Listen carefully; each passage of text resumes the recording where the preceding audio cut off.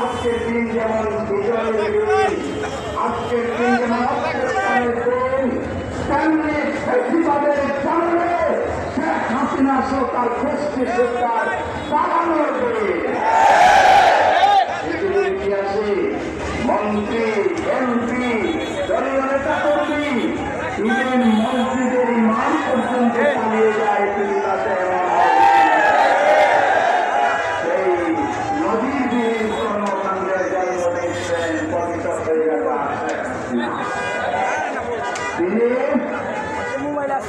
তিনি মানুষকে নির্বিচারে খুন করেছেন। আমার কোলের শিশু পর্যন্ত তার নির্দেশ থেকে রেহাই পায়নি। আলহামদুলিল্লাহ।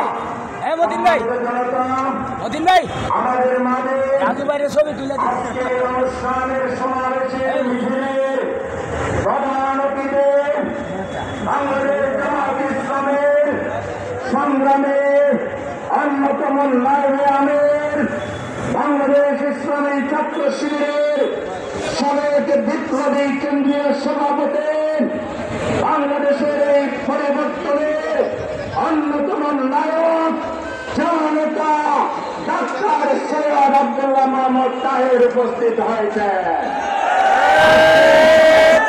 তাকে স্বাগত জানাই।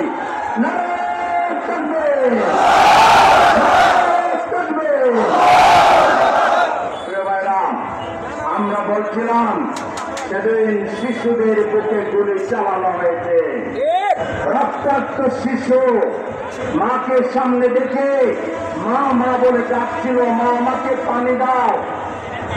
সেই লেগে ফেরাউন শেখ হাসিনা নির্দেশ দিয়েছিল হাসপাতালে কাউকে চিকিৎসা দেবা না, কোন আত্মীয় স্বজনকে কাছে আসতে দেবা না, এবং কাউকে হাসপাতাল থেকে ছাড়বাও না, রিলিজও দেবা না।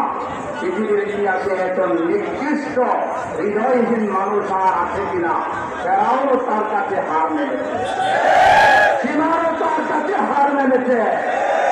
তারা আমাদের ভাইদের জানাজা করতে বাধা দিয়েছে, কবরের জায়গা চিহ্নিত করতে বাধা দিয়েছে, কবরে সাহিত্য করতে বাধা দিয়েছে। পৃথিবীর ইতিহাসে যদি আরেকটা ঘটনা দেখাতে পারেন, এরকম একটা ঘটনা দ্বিতীয় ঘটনা খুঁজে পাবেন না। আজকে অনেকে বলেন তাদের বিপদকারী কর্মীরা কেউ কেউ ফেসবুকে বিরাট যুদ্ধ হয়ে গেছে। হাসিনা পলায়নের সময়টা পড়ে রাস্তায় এসে দুই চারটা মিছিল করলে মনে হয় সামনেও আজরাইল, পিছনেও আজরাইল, ডাইনেও আজরাইল, বামেও আজরাইল।